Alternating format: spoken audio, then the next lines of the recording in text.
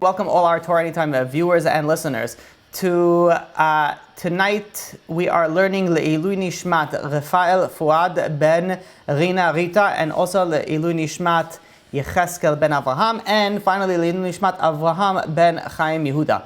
So tonight we're continuing with our Emunah series, and I have to give a little bit of a pre-introduction. When I word the classes, I don't put it, the way that the Emunah classes work is going to be in sections. So right now we're dealing with the difficulty sections, with the suffering sections, with the hardship section. And it's actually quite a few classes in that section. Then we'll deal with a section related to money issues. Maybe we'll do a class also on Shidduchim. We'll do also on how much Ishtadut. We'll have different sections on it. So today, lately we've been focusing a lot on the suffering and the difficulties in life. And we're almost finished that section of it. But one thing that I do want to give as a sort of a pre-introduction is that even though we speak about the benefit of suffering, which is really what our topic is going to be tonight, and the concept that one has to keep in mind is that even though there are good things that come after, it doesn't mean that we shouldn't do our hishtadlut, our effort to get out of the suffering, meaning that we should pray to get out of the suffering, that we should try to avoid our difficulties, we should try to fix our problems. But that being said, even once we have the problems, what we're dealing with is how to deal with it. But nevertheless, you should still go and try to get out of it. Now, the reason why this is so important, especially the suffering type, and I have to say that when I was preparing this whole series, the suffering was going to be at the end of the series. The reason that it moved up to this part of the series was really because of coronavirus. So because of coronavirus, it was more apropos, I think, to speak about it now. So I moved it up. But the concept of this, of the difficulties in life and how to deal with it is so important because our mood in life, in the day, whatever it is, it depends on our perception. Now, for example, think of it like this. This is a good example. Somebody goes and purchases something. You go and you buy something, whatever it is, a big purchase, whether it is a car, a house, something big, something that costs a lot of money. Now, you could either feel good after that purchase, or you could feel very bad after that purchase. And one main factor, as an example, would be, let's say you feel you got a really good deal. Let's say you bought a car, and you paid $20,000 for this car. And then afterwards you were like, I don't know, should I have bought this car? It's a lot of money, maybe I shouldn't have, money is tight now, I don't know what I should have done. And then you find out that this car is really worth $40,000. Then all of a sudden, you know what? You feel really good about your purchase. And all of a sudden you're like, no, you know what? It's good, I got a good deal, and you feel good about it. On the flip side, let's say you buy this car and it's $20,000 and you're very happy. You're driving and you're in the best mood. You're cruising down the highway, enjoying your new wheels. And then all of a sudden, you get a phone call from a friend who's selling the same exact car for $10,000. And you're like, what? If I would have waited just a few more days, I would have been able to save $10,000. So are you going to feel now on the purchase? You're going to feel terrible about the purchase. You're going to regret it. You're going to say, oh, I wish I wouldn't have bought it. So in one aspect, you're so happy with the purchase. Another aspect, you're very depressed about the purchase. But it's the same exact purchase. What's the difference if you're happy or you're upset about it? It all depends on your perception. In this particular example, did you get a good deal or did you not get a good deal? So in life, when we think about our problems, our issues, our situations, if we think that we got a good deal, then we'll be very, very happy no matter what it is. Now, even look at this example, going back to our example, let's say you bought the car and you found out that it's worth double the amount of money. So you're very happy, but let's say something breaks in the car. Are you going to be like, oh my gosh, I can't believe I paid $20,000 and now this thing broke? You'd be like, no, okay, fine, I'll spend $200 to fix it, $300, $400 to fix it. It's still worth $40,000. So even the bad it's not so bad. Okay, you look at the good of it. You have a different perception on the purchase, on a different understanding on what's good and what's bad, what you enjoy, what don't you enjoy.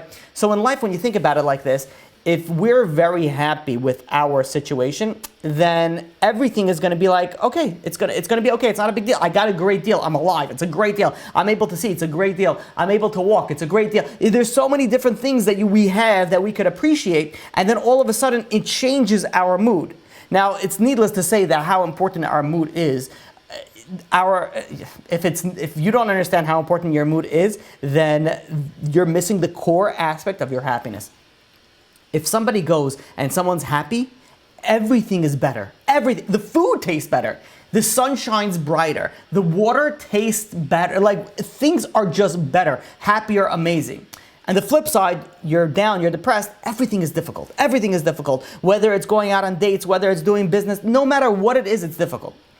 So that being said, it is very important when we speak about these types of topics to understand the importance of how we perceive it and how we're going to go and internalize it and what our takeaway is going to be from it. Many people, I'm sorry, let's back up a little bit. Every single person has some difficulties that they go through in their life. Some more, some others. And you know something very interesting? There's some people that they get, let's say, they bump their finger. And their day is ruined. They're cursing out from today until tomorrow. Their whole life, God is screaming at them. God is angry at them because of this. There's another person that could have 13 bad things happen before his 8 o'clock coffee, and he's still in a great mood. And it all depends on how we perceive certain things. Rabbi Victor Miller goes and says that one of the greatest, no, let me rephrase that. The words that he uses is, there is no greater gift. This is like the best gift in the world. There's no greater gift than Yisurim, than suffering, before dying, specifically before the dying. Why? Because this is an exchange for the Gehenom, for going to Gehenom. And he goes on and says, when Hitler went, and how did he die? He took a certain poison and he basically killed himself very peacefully. So people go and say, you know what, this guy didn't even suffer in this world. Oh, if we would have gotten his hand in him and we were able to go and he beaten him and burned him alive, and who knows what the torture that people would have wished to befall upon him. And people think that he got away easy. He went and he took some cyanide and he passed away peacefully, let's say in his sleep. Says Rabbi Victor Miller, no. The worst thing that Hitler could have done was take that poison. Because now he leaves everything to the next world. If he would have went through some suffering, then he would have taken some, again, the amount of suffering that this guy needs to get through is endless. But still, it would have taken away something that he would have had to go through in the next world. But because he went and he took his life in the most peaceful way possible, he went and he's now going to go and suffer to the utmost extent in the next world. Furthermore, the concept of suffering, the concept of difficulties, does something very, very significant to your personality. It takes the arrogance of the person, puts it in a blender, blends it into a juice, and then you could drink it like nothing because it destroys it. So it makes a person realize on the importance of the next world. And I want to share with you a story from Rav Shalom Sharabi. Rav Shalom Sharabi was known as the Rashash. He lived in the 1700s. He was known as one of the greatest Kabbalists in his time, and before and after his time as well. He lived in Yerushalayim in Jerusalem, and in there lived a very plain and simple Jew by the name of Rachamim. Now for Rachamim, life wasn't really easy for him. He went and his parnassah, his livelihood, was transporting dirt and stones from one home to another place, from one location to another place. He was the logistic of transporting dirt and stones. And because his livelihood was so hard for him, he would go over to his rabbi, which is the Rashash, Rav Shalom Sharabi, and he'd go and he would beg him and says, please, you gotta help me out. Please bless me. Please pray for me. I have a wife and 10 children. I can't support my family. I don't have enough parnassah. I don't have enough livelihood. And the big tzaddik, the big rabbi, goes and blesses him. But unfortunately, months go by and nothing comes into fruition. He tries again, and it seems as if these prayers and the blessings of the tzaddik were refused in heaven. There was no change in Rachamim's life. There was no change in his mazal. There was no change in his financial freedom. Finally, he comes up with a great idea. He goes over to the rabbi and he says, I heard there's a place called America. And in America, one can find work easily, and you don't have to work so hard. You can make a lot of money. It will be so convenient. I'll go there. I'll live an easier life. I'll work less. I'll earn more. I'll be able to support my family and provide all their needs berevach, with abundance. So the Rashash gets very serious. He says, what? He rejected this idea completely. He says, absolutely not. He says, you're going to go over there. Back then, the America was completely void of Torah, of Yiddishkeit. There was no Jewish presence in America. Whoever the Jews were here were not able to keep strong to their religious observance because there was not a strong foundation. There was no schools. There was no infrastructure for the Jewish life. So the rabbi goes over and says, the food is not kosher over there. The education is not kosher over there. Even the streets are not kosher over there. How are you going to be able to go and retain your Jewish identity? You're going to go and you're going to lose all your spiritual possessions, your spiritual reward for a few cheap pleasures in the next world? He says, absolutely not, do not go. So he goes and he says, fine, this Rachamim was not a big Talmid Chacham, he was not a great scholar, but he had Emunah Chachamim. He believed in the sages, and he says, whatever you say, Rabbi. The rabbi goes and says, you don't understand that every time you're spending over here, even if you're suffering, because you're doing it for the sake of Hashem, you're investing over here. It's a mitzvah for you. So he goes on and he continues to return to his work and his difficult life of transporting dirt and stones. Several months go by, and he's constantly thinking about his imagination is going off, and he's imagining himself as a wealthy man in America with plenty of horses, a swimming pool in his backyard, like a great, great life. And he couldn't bear it anymore. He's like, I'm suffering, I can't put food on the table. He goes over to his rabbi, goes into the rabbi's study, and he says, Rabbi, it's been several months that you advised me to continue struggling over here. And you know what, I tried it, but I can't do it anymore. I can't go on like this. I have to feed my children. What am I supposed to do? So the rabbi goes to him and says, don't worry, don't go, it's not worth it, don't go to America. Each minute you're getting over here endless reward. There's no measure of the value of your suffering that you're going for because you're doing it for the proper education of your children. But unfortunately, Rachamim was not convinced. He says, it's true what you're saying, Rabbi, but I just can't do it anymore. I decided I'm going to America. I came here just to ask you for your blessing. So the rabbi saw that he can't convince Rachamim to do anything. He says, fine. He says, I'm going to grant you my blessing, and I'll even pray for you. But I ask you for one thing. I would like you to come and sit on my chair. So this Rachamim goes and says, what? Sit on the rabbi's chair? I can't sit on the rabbi's chair. That's not kavod. That's not honor. How am I supposed to do that? And the rabbi goes and says, no, I ask of you. I'm telling you, I want you to do it. No, he says, I'm commanding you, sit in the chair. Before you go, sit in the chair. His rabbi commanded him. He has to listen to his rabbi. So he goes and he sits in the chair of the tzaddik. As soon as he sits down, suddenly he starts feeling very drowsy. His head is like starting to spin. And he feels himself as if he's traveling very, very far away. He goes to a different place, a different country, and all of a sudden the picture starts clearing up. And he sees himself. He sees a vision of himself. And he sees that he is about to die. He's on his deathbed. And he's surrounded by his wife and his 10 children. And one after another, his friends come to pay their last respects as he's about to leave this world. Then the Cheva Kadisha comes in, and they bring him the stretcher that they're going to put him out to the Tara, where they're going to bring him into the mikvah. And then before he goes and he passes away, the Cheva Kadisha goes and starts saying vidui with him. And Rachamim starts mumbling the words, and when he gets to Shema Yisrael, he starts screaming Shema Yisrael again and again, over and over again, each time louder and louder, and suddenly he feels that his soul leaves him. He goes up into the next world. But it's interesting, he doesn't go straight up into heaven. He sort of floats above his body. And now he sees his dead body, and he sees his wife and his 10 children all around. And he watches as they're each crying and sobbing around his bed. And as they get ready, he goes and he follows his body as they go to the mikvah and they put him in the tahara, they prepare him for the burial. And they go en route to his burial, and he starts hearing the eulogies, and he hears the kaddish that his children are crying for him. And finally the last stage comes, where they go into the cemetery and they start lowering his body into the grave. And as they lower the bodies into his grave, they start covering his grave with dirt. And finally it's fully covered with dirt, and they leave to go back home. And he's sitting over there in the cemetery. He saw everyone. He heard everybody, but nobody saw him. And he's sitting over there and he's laying over there. All of a sudden there was a malach, an angel that comes by the name of Duma. This is the malach in charge of the dead people. He arrives at them and he says, come on, you're coming for the trial. You're coming in to stand before the court. And he goes and he says, what is your name? After answering, Rachamim goes and he tells him, Rachamim, I am the Bet Din's messenger, and I've come to summon you to judgment for your actions. So Rachamim says, I'm ready. Where do I go? So he goes, this angel goes and sort of like throws him into like a different world. And he says, you're going to take this path. And this path is a very, very long path. Keep on walking on this path, and there finally you'll come to a great square. And in this square, there's going to be a huge scale, a scale that could fit ships, airplanes, and whatnot on it. And he says, that's when you got to the place of where you're going to be judged. And he goes and he says, fine. And he starts walking on the path. And he's walking and he's walking. And a day passes by, A week passes by, and he keeps on going, and there is nothing else in sight, just this path. Finally, a few weeks go by, and he hears a noise, a commotion going back from behind him.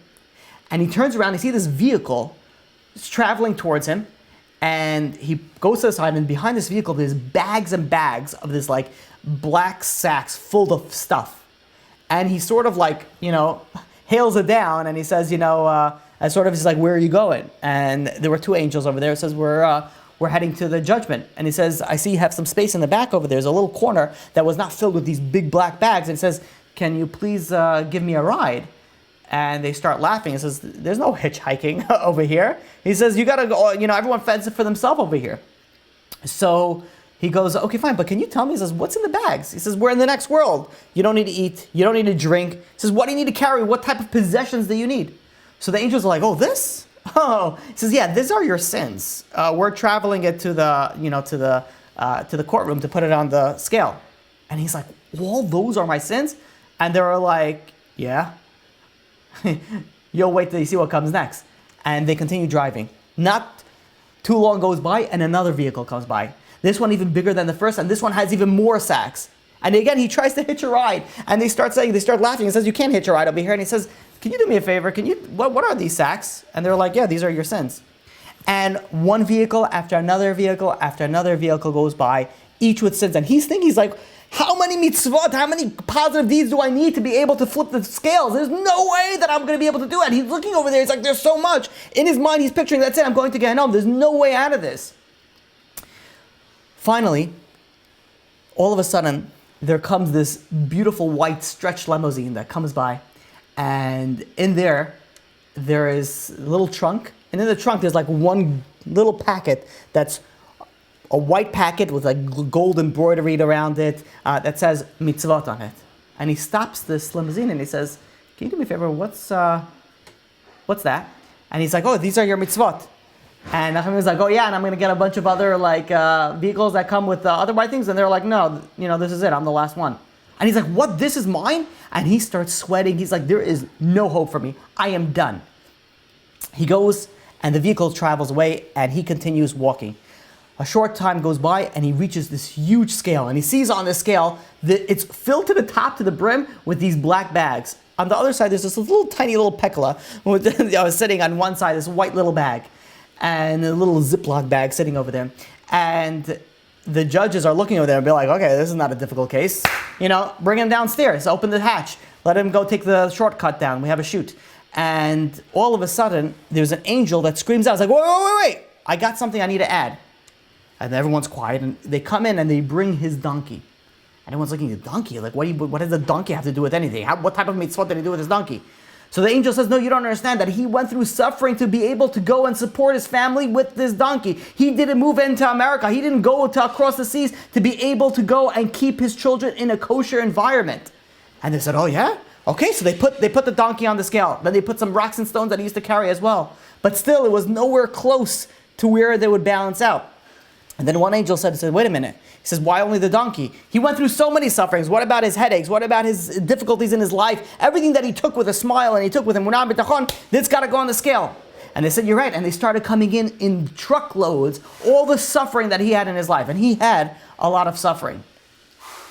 And the pile is getting higher and higher. And all of a sudden, the scales are balanced out. And it was just when the last sack, the white last sack of the good mitzvot came out over there, it was just shy of tipping the scale to his favor. And he was screaming, he's like, no, you got to get me something else. You got to get me something else. And they were like, no, there's nothing else to discuss. This is everything. We went and we searched for high and low from the day you were born to the day you died. We got everything. And they said, there's nothing else that we could do, but you're going downstairs.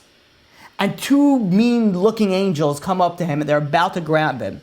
And as they grab him, he starts screaming, more suffering, more suffering, more suffering. And he wakes up. And he's sitting back in the Rashash's chair. And he's looking around. And the Rashash is sitting over there looking at him. He's like, is everything okay? And he smiles at his rabbi. He says, Rabbi, I'm going to stay right here. He says, I got it. I'm going to stay where I am right now. I am not willing to forego any suffering. Achamim goes and returns home, but this time he's not bemoaning. He's not down on his fate. Every time he has a difficulty, he's accepting it. He's like, oh, bring it on. It's going to tip the scales. He saw it. Says Rabbeinu Yonah in Sha'ar Tshuva. He goes and he says that suffering is actually one of a person's achievements in his life. You know, people go and achieve, what do they achieve in their life? They could say, okay, you know, my marriage, that I achieved in it. My children, I achieved something with my children. Baruch Hashem. My work, I was able to make a lot of money. Maybe I completed certain masachtot. I went and I learned a lot. I was able to teach. I did certain accomplishments. But says Rabbeinu Yonah, if he does not put suffering on his list is incomplete. Pain endured during your lifetime is one of life's achievements, especially if it's accepted with love. And in fact, if the pain is accepted with love, it's one of life's greatest achievements. HaKadosh Baruch Hu told Avraham Avinu that he was going to destroy the city of Sodom. And you know what Avraham did? One of the longest prayers in the Torah. Avraham prayed for this wicked city of sinners that they should not be destroyed. And he says, maybe if there's X amount of sinners, you're not going to destroy it. Maybe if there's 50, maybe if there's 40, maybe if there's 30. And they couldn't find that. There's a very, very long section of prayer in the prayer for Sodom. But then there's something very interesting. When Avraham Avinu was told in the Brit Ben Habsarim that his children and his grandchildren, his old descendants, are going to go through difficult suffering. They're going to be slaves for hundreds of years. Avraham Avinu did not offer not one single prayer. And the question is why? Why is it that Avraham was willing to offer one of the longest prayers in the Torah for the sinners? But for his own children, he did not offer a prayer, maybe save them from the Egyptians, maybe make their load a little bit lighter. Why didn't he pray for them? And the answer is that when God showed Avraham the suffering in Egypt, he also showed the benefit of every minute of slavery, of what it would do for them. Each brick, each ounce of toil, each sweat and each whip would be the greatest gift for them. Because after all that, his descendants, the Jewish nation, is going to receive the greatest gift ever to mankind, the Holy Torah Kedoshah. And Avraham Avinu saw with such clarity how beneficial this Torah is. He realized that there's a purpose for each struggle. So what he's going to say? No, it's coming with the Torah. Now, there's something very interesting when, let's say you have two people working the same job, but two different companies. One company, the conditions are very, very harsh. The temperature is hot or cold. They don't make much breaks. It's very strict. But they make $350,000 for that job. Then there's the same job in a different company. The work is easier, the temperature is regulated, you get a nice amount of breaks, everyone's nice to you, you don't have Keurigs, you have Nespresso machines, you have the massage chairs with the zero gravities in the office. It's the best environment possible. You're able to go and play golf and whatever it is, it's the best of everything. But they only pay $60,000. So you have over here, one job that pays $350,000, another job that pays $60,000. It's the same job. The only difference is one is more difficult environment than the other one.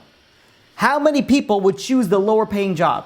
Majority of people are going to choose for $350,000, so much more money. They'll choose the more difficult one. They'll rather go through the suffering because it's worth so much more. And it's something very interesting. There are certain companies that sort of, let's call it, stretch their employees. And what they try to do is that they try to get one person to do the job of, let's say, 2, 3, or sometimes even 4 people.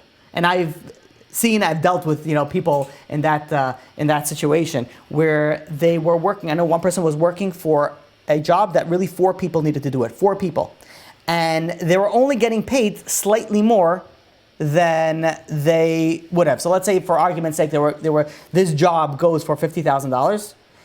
So they were making $60,000, but they were doing a job for four different people. Now, if the company would have been smart, what they would have done is they would have given this person $100,000 for this job. Why? Because even though this person is doing a job for 4 people, which equals up to $200,000, but they're paying it for $100,000. But what's going to happen now? He's going to go or she's going to say, you know what, my job is so difficult. I'm working for 4 people. But the problem is, if this person leaves and goes to a different job, they're going to only be making $50,000. For a pay cut that much, it's not worth it for somebody to go and lose such a pay cut. So they rather go and suffer the difficulties because they know this is what they're going to be making up so much more money. The problem is that a lot of companies don't think like that way. So they end up stretching them, and people start leaving, and then there's a turnover rate. But if they would be smart, and they have somebody that's good, that's working for 2, 3, 4 people, it's beneficial for them to pay them so much more money that it doesn't pay for them to go somewhere else. So the idea over here is that we're in this world, and we have a job. And our job could be very similar to somebody else's job. Different, but it could be similar. But if our job is just slightly more difficult, we're already getting paid 10, 5, 10, even 100 times more. And in fact, the answer is, it really is 100 times more. It says the Avos de Rab Nassan. In the 3rd chapter, it says a mitzvah that is done with a little hardship is worth 100 times more than a mitzvah that was done easily. And Rav Dessler goes and explains. And he says, if you have a little tzara, if you have a little suffering during a mitzvah, it's as if you have done this mitzvah 100 times. So let's say you're going and you're sitting in this class, and let's say you're not in the mood. You want to go sign off and you need to go do whatever. And it's difficult. And you push yourself to go and listen to Torah. You push yourself to go and make a bracha with kavanah. And it's difficult for you. It's as if you listen to 100 classes. It's as if you made 100 brachot. It's as if you go and let's say it's very difficult for you to dress modestly. It's very difficult for you to guard your eyes. And you guard your eyes, you dress modestly, whatever it is that you're doing, that counts as if you did it 100 times. That's if you did it with one little suffering. But let's say you have 2 measures of suffering. Let's say you're tired and you have a headache. 2 different things, right? Let's say you have 2 measures of suffering. So then it counts 100 times 100. It counts, you get paid as if you did 10,000 mitzvot, even though you only did 1, says Rav Dessler. Meaning, says Rav Dessler, that we should be so much more excited about doing mitzvot with difficulty than without difficulty. Now, when a person has suffering, whether it's a headache, whether it's with the children, with the health, with panasa, with finding a shidduch, with getting a little bit of whatever the situation is, a little bit of humility from different areas, and he continues or she continues to do the mitzvot with joy and happiness, the value of each mitzvah that we get grows dramatically with every single drop of suffering that you have. Meaning that the suffering that you get is worth so much in the next world that it counts as if you did that mitzvah 100 times. That's crazy. Everyone loves shortcuts. Now, I'm not saying you should put yourself in suffering. I'm not saying you should go and learn where it's hot. Or I'm not saying that you should go and put yourself in difficulties because it's going to make it so much worse. But if God already sends it, again, we're not asking God to send us suffering. We're not asking for difficulty. But if God already sends it to us, realize the difficulties, realize the value. And by the way, this doesn't have to be a huge thing. Even a small little thing. You're tired in the morning. You want to go and you don't want to pray so long. You want to zip through and you decide you're going to pray a little bit slower, even though you're tired, even though you have your headache, even though you didn't drink your coffee yet. That counts as 100 prayers. Utilize the value that we have. There was once a man by the name of Eli. And this Eli was a Hungarian teenager who was separated from his family the first few minutes when they arrived in Auschwitz concentration camp. And this Eli was very lucky because he slept alongside a person by the name of Rabbi Mendel. This Rabbi Mendel was a great tzaddik. He was a son of a big tzaddik. And despite the fact that he lost his wife and his children, this tzaddik, he still was on a very high level. So much so that he infused Eli daily with Emunah and bitachon, and this kept him alive even more so than the food, the little food, the bread rations that the Nazis, Yimach Shemav, gave Eli. And suddenly, one day, the rabbi goes over to Eli and he says, Pesach is fast approaching. And he says, we have to make a seder. We have to make a Pesach seder. He says, so the rabbi says, we have plenty of mal, we have plenty of bitterness. Just look around, we have plenty of that. But how are we going to get matzot? How are we going to bake matzot over here in the middle of Auschwitz? And Eli looked at this rabbi's eyes and he saw tears in his eyes. And it was like such a mind-boggling experience. And he says, what, this rabbi has tears in his eyes? He says, we're in the concentration camp. And God has forgotten about us already. And over here, he's crying because he can't do a mitzvah. And it felt so bad for his rabbi. He says, let me see what I can do. Let me see if I'm able to smuggle somehow some matzot for you. Now, Eli worked in a certain factory in the camp, and right near this factory there was a complex that stored warehouses of wheat. Now, if it was somehow possible, he tried to figure out a way that he would be able to sneak in and steal a little bit of wheat, and without getting the guards, to see him, and bring it back to the camp. And he knew that if he gets caught, the penalty is death, immediate death. or severe beating. Finally, Eli is scouting this entire area, and finally he realizes there's a little break where everyone makes a turn, and he could sneak in and see if hopefully he'll be able to sneak some flour. He goes and he's traveling, he's looking at all the guards, and as they turn the corner, he immediately runs into the factory and he sneaks in, and he goes behind one machine, behind another machine, until he gets to the place where the wheat is stored. And he grabs, a few stalks of wheat, and he goes into the corner, and he takes 2 stones and he starts grinding and pounding the wheat until it becomes coarse flour. And he takes the flour and he hides it in this room in the corner. And he goes back out and he continues his work. The next day, he takes his water, everyone gets a little ration of water. He takes his water and he brings it to his hiding spot. And he mixes it with that little flour that he had, and it makes some sort of paste that roughly resembles something called dough. And he made sure that he had enough for 2 kazesim, 2 measurements, one for Eli and one for Reb Mendel, that they will be each able to have and be yotze the mitzvah of matzah on Pesach. And he takes these matzot that he just was able to procure, and he hides it in his shirt. And sometimes when you're hiding something, you look, suspicious. But he tried to make himself look not suspicious as possible, walking, and all of a sudden a Nazi says, wait a minute, why are you walking funny? He says, you. He calls him out of line. He says, what do you got? Because they would go and they would search for contraband to make sure that nobody's sneaking everything. And he says, no, nothing, I got nothing. And he picks up his hand really quickly. And as he picks it up, the matzot, they drop on the floor. And the Nazi sees it, and they sort of lock eyes, and he freezes. And the Nazi takes out his bat, and he starts hitting him one after another. And he feels his head going from one side to another side. He feels blood dripping down his face. And all of a sudden, he gets like one final blow, and he knocks down. He falls on the floor unconscious. He wakes up by one of his inmates going and sprinkling some water from a nearby puddle on his head. And they were like, quickly, get up before the Nazi comes back. The Nazi left, just go, get back to your room. And he wakes up, Eli wakes up, he wipes away the blood so he could see a little bit, and he sees all the matzot that he collected was all crumbled and destroyed all over the floor. And he's sitting there and says, look at what I've sacrificed for now. And he starts grabbing whatever matzot that he could, and he puts it back in his pocket, and he goes back to the dorm. He gets to the dorm, all of a sudden he sees, Reb Mendel. Reb Mendel sees over them, he says, what happened to your face? And Eli goes and says, you're not going to believe what happened. He says, I got the wheat and I started smuggling it out, and don't ask, and they started beating me.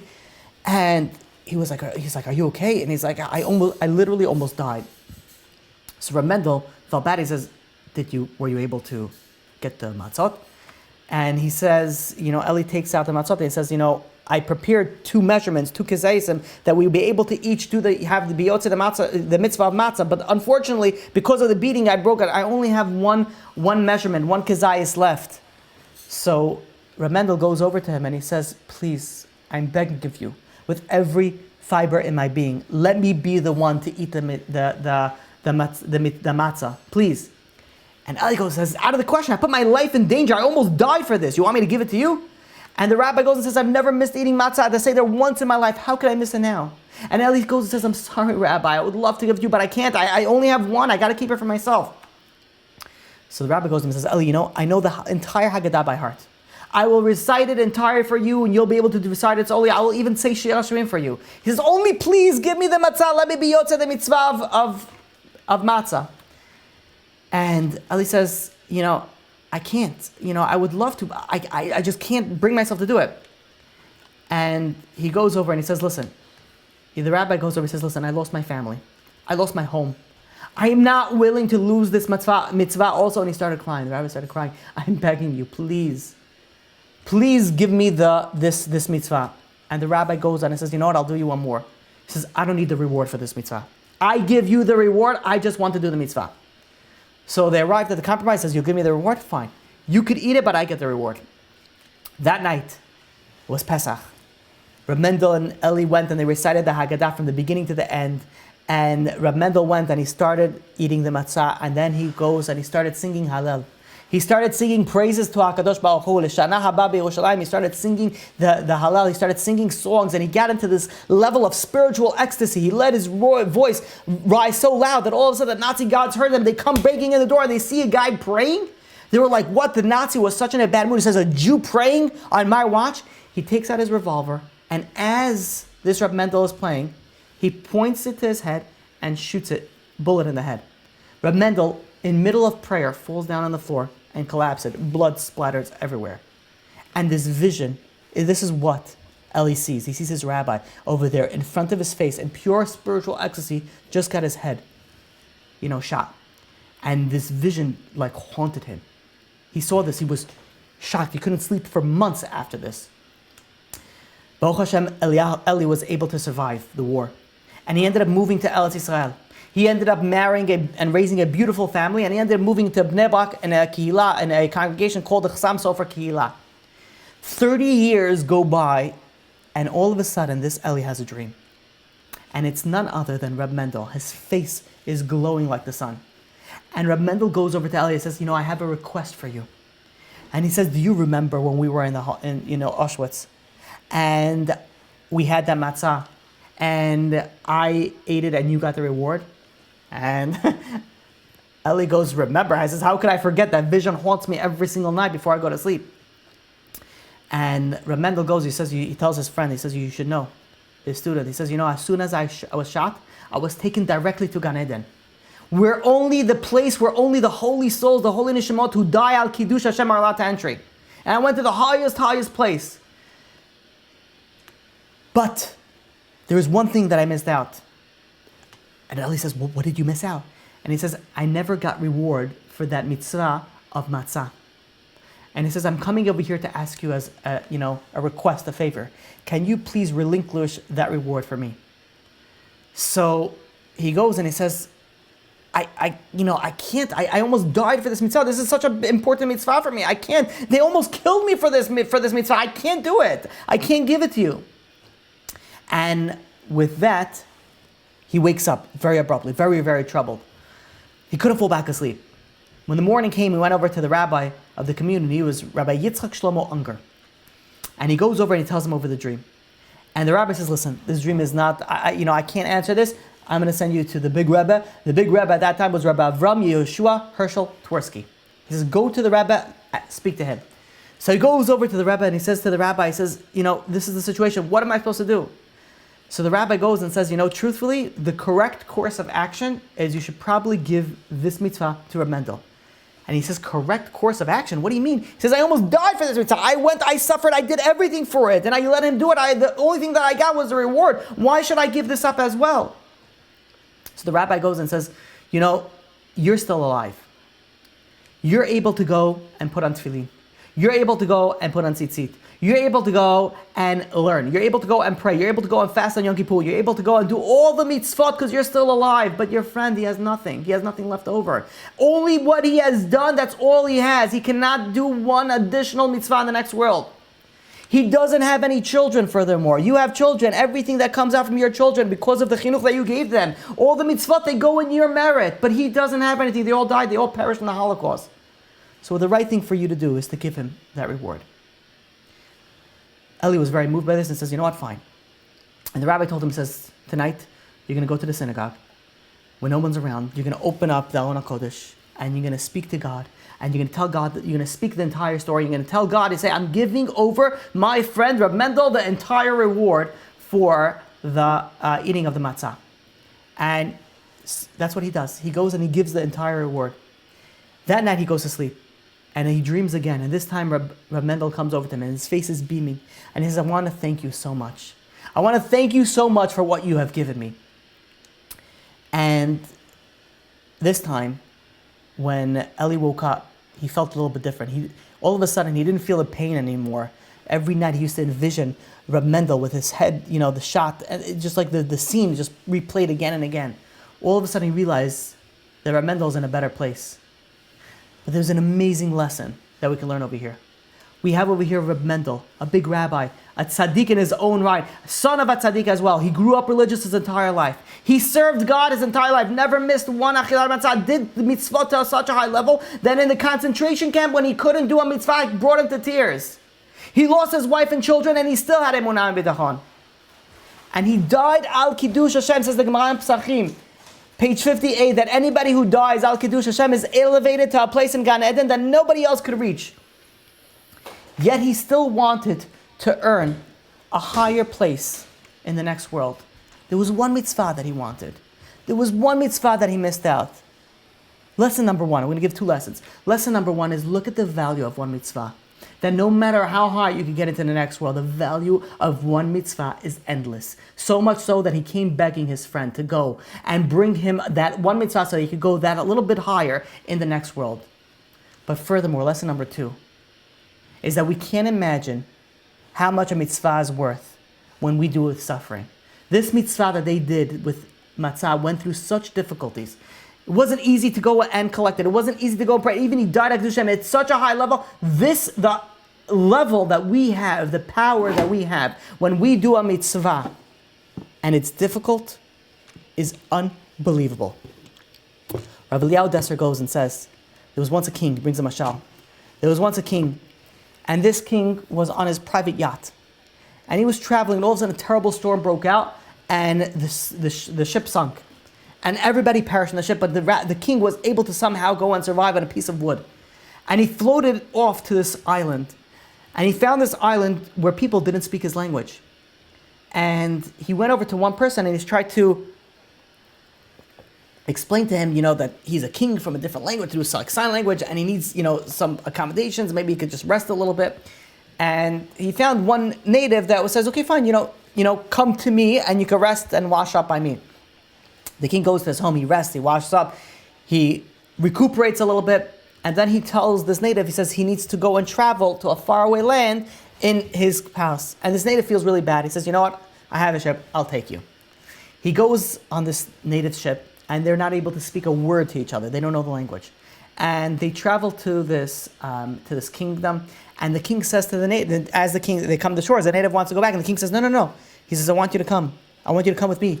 And as the ship comes, to shore, all of a sudden the entire king's guard, which were searching for the king, they see the king. All of a sudden they come around, and the native sees that this is some important person. He didn't realize it was the king, so he gets a little bit nervous. So he feels, okay, fine, I'll come. He feels like his life is in danger, and he walks beside the king, and he brings him to the king. All of a sudden he sees this huge palace. All of a sudden the native realizes, oh, this must be someone really powerful, really wealthy in this kingdom. And the king motions him to come, and he brings him downstairs to a cellar. And he says, what is the king going to put me in the dungeon now for after all that I've done for him? The king takes a key out, opens up this big steel door, and inside there is a room full of gold coins, jewels, priceless material. And the king hands him a bag. And the king points and he says, pick up the stuff and put it in the bag. And he's saying it's for you as a reward for what you've done. Now, this native comes from let's call it a third world country. They don't use, or let's call it a sixth world country, they don't use gold. He's never seen this before. He's like, well, I don't understand what the king wants me to work for him now? After everything that I've done, I have to go and collect stuff for the king? He says, well, you gotta be kidding me. And the king locks the door and he says, I can't believe it. And he gets so upset that he decides, he throws the sack on the floor and he goes and he starts resting. And he rests up there and he dozes off, and suddenly he hears footsteps in the distance. Hours go by, he hears footsteps. And he wakes up, he's like, oh man, the king is over here, he's going to see that I didn't do anything. He picks up a few small pebbles and he throws it into a sack. And the king opens up the door and he puts a thumbs up, and the guy is like, doesn't know what he says. He says, yeah, sure, whatever, thumbs up. And he says, okay, fine. He takes him out and he says, he tells the native, you're free to go. And the native's like, I go? And he's like, yeah, go ahead. And the native is like, oh, Baruch Hashem. And he goes and he leaves and he starts walking to his ship. When he's walking to his ship, he suddenly sees somebody there from his native country. And he's like, oh, Baruch Hashem, I found somebody that can speak my language. And he starts telling him the whole story. He says, you know what happened? He says, I went and I saved this guy. And he tells him the whole story. And this native, which obviously was in the land, he knew the land, he's like, you are in the king's land. He's like, I was in the king's, I didn't know that was the king. He says, could you believe it? The king wanted me to work. He says, work, do what? And he shows him the sack. He says, look, he wanted me to pick up all his rocks and stones, but I was smart. I picked up only the little ones. I wasn't going to do any work for him after everything that I did. And the guy says, you fool, these are priceless gems. These are worth so much money. You should have taken the big things. You should have taken the large stones, the large pieces of gold. The native all of a sudden felt so bad. He's like, you got to be kidding me.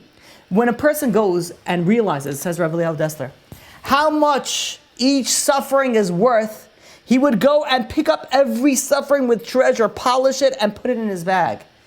A person, unfortunately, we despise hardships, and we don't ask for hardships. We don't want hardships. But if we get it, we have to realize that small little bit of Yisurim is worth a fortune. It's treasures that we could carry with us to the next world. There was once a very pious tzaddik, and this tzaddik, he went and he had a very hard life. And in his, he had a friend over there that tried to go and make his life a little bit easier. And he goes over to the rabbi and says, listen, can you help this guy? He has such a hard life. He doesn't have panasah. His wife makes sure she does not make him forget that. Every day, where's the money? Where's this? Nagging at him. And all he does is he says, learn Torah. He has such a hard life. Can you please pray for him? And the chacham, this big rabbi, goes over to him and says, I don't understand. You have pity on this individual? He says, I don't have pity on your friend. He says, in fact, he has everything. He's learning Torah and he suffers from poverty. That's the highest level. You know how much his Torah is worth because he's doing it out of poverty? Imagine his reward. Says Rav Yitzchak Blazer, says the Kach Ve'ar. It says, I have pity on irreligious, wealthy people. Why? Because what challenges do they face? How will they earn reward in the next world? What will they come to the next world with? We don't realize the value that each suffering comes. Again, we don't ask, we don't want, but if it comes, we have to realize its value. One of the greatest Torah sages in the early 19th century was a rabbi by the name of Rabbi Akiva Eger. And his son-in-law, the Chassam Sofer, mentions about his father-in-law that he had a very difficult life. From the age of 16, he suffered every single day.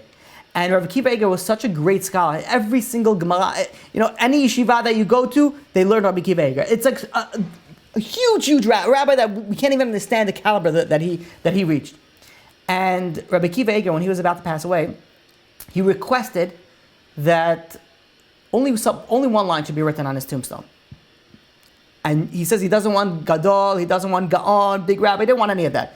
He wanted one little passage, 4 words. Saval Yisurim Kol Yamav, 4 words.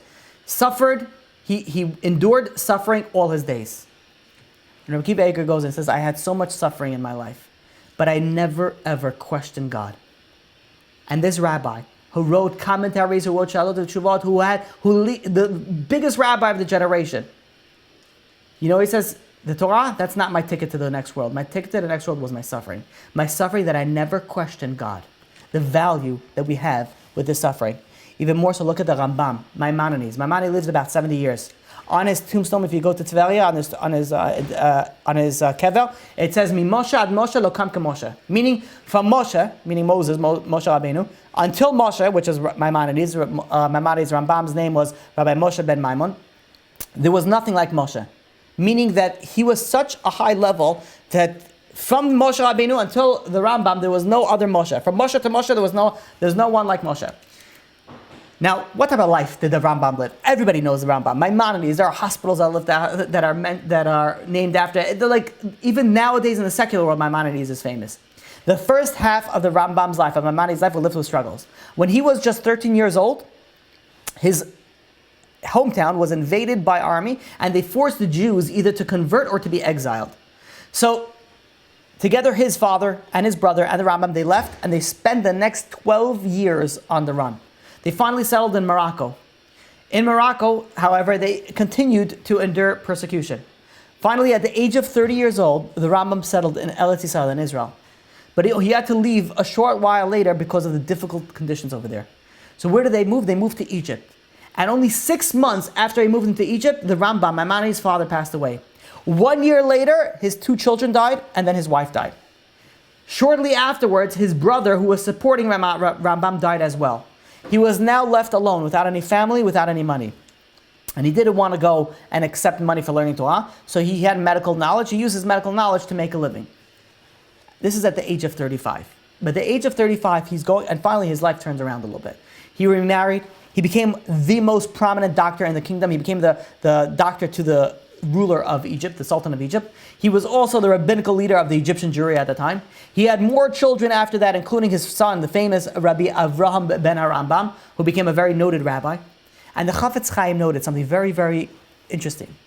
He says that the Rambam, Maimonides' magnum opus, his main work, his colossal work, was the Mishnah Torah. The Mishnah Torah, he codified all the halachot in the Talmud. He went and he collected all the halachot from the Gemara and he organized it into sections. When did he write that? says the Chafetz Chaim. He wrote that was composed during the first half of the Rambam's life, during his struggles, during his wandering, during his persecutions. During his most difficult years, that is when the Rambam received the greatest divine assistance. And he composed one of the greatest masterpieces, not of his time, of entire time of Torah literature. So instead of feeling sorry for himself, he went and he pushed himself and he brought himself to a level that he is known, mi Moshe ad Moshe lokam kemoshe, to such a high level. The difficulties, that's where he got his greatness, from the difficulties. Unfortunately, people go and they think that God picks on them, that nothing ever goes smoothly. You have a hard time with shidduchim, and then have a hard time with children. Then you have a hard time with panasah, and then you have health issues, and then this and that. Everything for me is falling apart. But for everybody else, it seems to be working out great. They need to realize that God doesn't pick on you. Rabbi Yaakov Galinsky goes and explains the Gemara in Bachot, page 13b. That says, Kol ha'ma'arich be'echad ma'arichin lo yamav ushnotav. Somebody who goes in Shema Yisrael and stretches out the word echad, prolongs his recitation of the word echad, then is blessed with a long life. And the question that Rabbi Yaakov Galinsky asks is, why are we singling out the word echad? Shema Yisrael, Hashem Elokeinu Hashem Echad. We have other words. Why are we singling out the last word that has to be stretched, and that's what's going to make you live a long life? He explains, Rabbi Yaakov Galinsky, and goes on and says, many people think that God helps their friend with the business, and God helps his other friend with the marriage, and God helps his other friend with the children, and with the vacations, and with health, and with all different things. God helps everybody else. But for me, God doesn't help me. God picks at me. Our sages teach us, what is that? Kol ha'ma'arich be'echad. Why? What is the echad? Echad is Shema Yisrael. Listen, Israel, Hashem Elokeinu, Hashem is our God. Hashem echad. There's one God. The same God that benefits your friend, and then it's your other friend, he also does for you for your benefit.